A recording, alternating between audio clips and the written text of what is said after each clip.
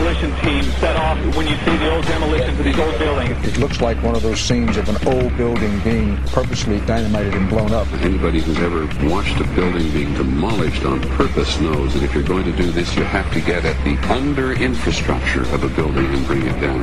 The way the structure is collapsing, this was the result of something that was planned. It's not accidental that the first tower just happened to collapse and then the second tower just happened to collapse in exactly the same way.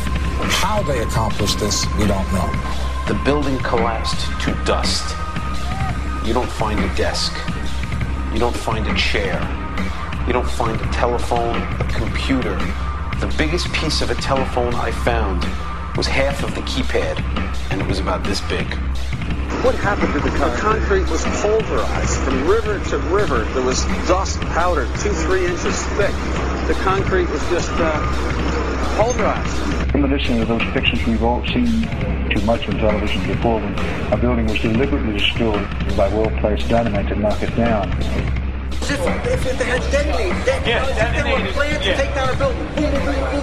I heard a second explosion. There was a heavy-duty explosion. Then there was those secondary explosions and then the subsequent collapses. An explosion blew and it knocked everybody over. To me, it sounded like an explosion. It sounded like gunfire. Bang, bang, bang, bang, bang. And then all of a sudden, 3 big explosions. We heard a big explosion coming down. And then the entire top of the building just blew up. We saw some kind of explosion. By the force of the explosions. Big explosion. Blew us back into the 8th floor. Then we get to the lobby, there's this big explosion. The lobby looked as though a bomb had exploded there. A huge explosion now raining debris. It's been a huge explosion. Huge explosion that we all heard and felt. We just witnessed some kind of follow-up explosion. We heard a very loud blast explosion. And a secondary explosion at Tower 1 camp. That is another bomb going off. He thinks that there were actually devices that were planted in the building. Planted in the building. We have not seen one piece of evidence that links Osama bin Laden directly to the planning stages of September 11th. This failure to provide proof was later said to be unnecessary because bin Laden, in a video allegedly found in Afghanistan, admitted responsibility for the attacks. This confession is now widely cited as proof. But the man in this video has darker skin, fuller cheeks, and a broader nose than the Osama bin Laden of all other videos. We again seem to have planted evidence. In 1976, Osama's older brother Salim bin Laden hired a man in Texas by the name of Jim Bath to handle all the investments in the United States for the bin Laden family. Jim Bath also happens to be a personal, almost lifelong friend and former Air National Guard pilot with George W. Bush.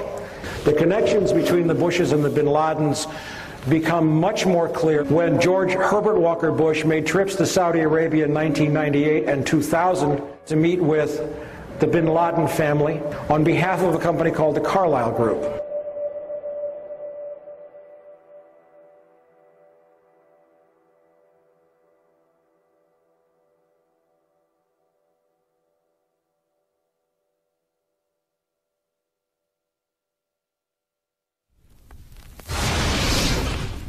Pancake theory, according to which the fires, while not melting the steel, heated it up sufficiently to cause the floors weakened by the airplane strikes to break loose from the steel columns, and this started a chain reaction. So you would expect then from that theory, which is the official theory, to see a whole stack of floors piled up on top of each other and then a spindle of core columns standing too. The core of each of the twin towers consisted of 47 massive steel columns. If the floors had broken loose from them, these columns would have still been sticking up into the air 1,000 feet.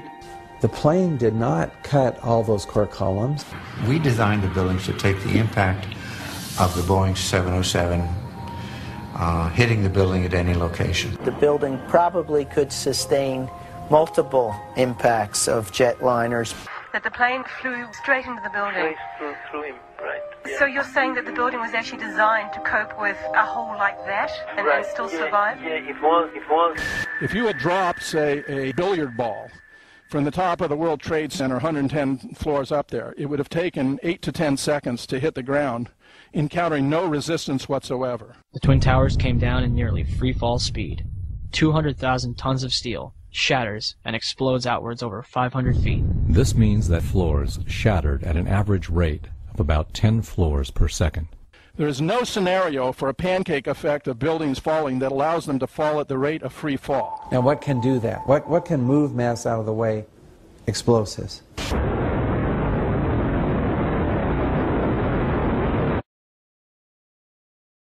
"47 huge steel columns going up the core, and they're interconnected.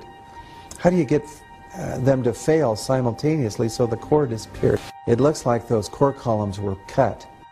The way we do this is by cutting the beam at an angle.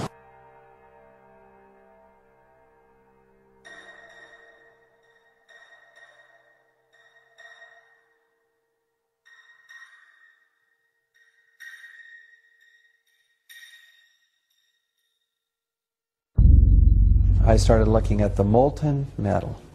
All three buildings, both towers in the rubble, in the basement areas, and Building 7, there's these pools of molten metal.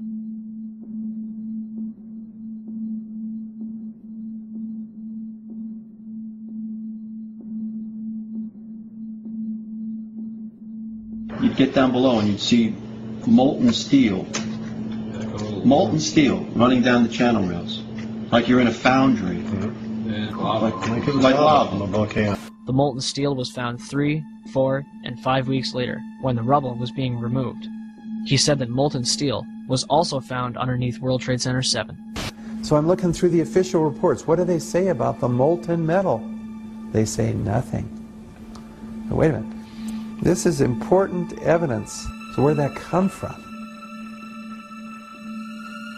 Thermite is so hot that it'll just cut through steel, through structural steel, for example, like a knife through butter.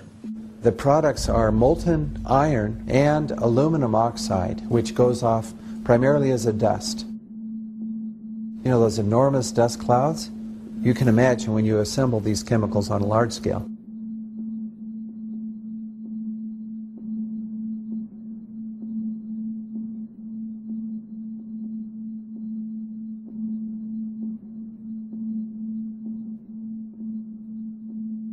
Molten metal pools under both towers after they collapsed, and Building 7. Now, Building 7 wasn't even hit by a jet. Part of the problem is that most people simply don't know much about Building 7 due to the extraordinary secrecy surrounding this collapse. And this was a 47-story skyscraper. This building fell at 5:25. It was not hit by a plane. This building had fires on only 2 or 3 floors. And it was brought down by what we know was a controlled demolition. Demolitions, they look just like that. You know, a kink in the middle, and then that building just comes straight down, almost at free fall speed. They first blow one of the central columns so the building falls in on itself. Building 7 had a classic crimp or wedge. Its central column was blown out first, so it didn't structurally damage buildings just a few feet away from it.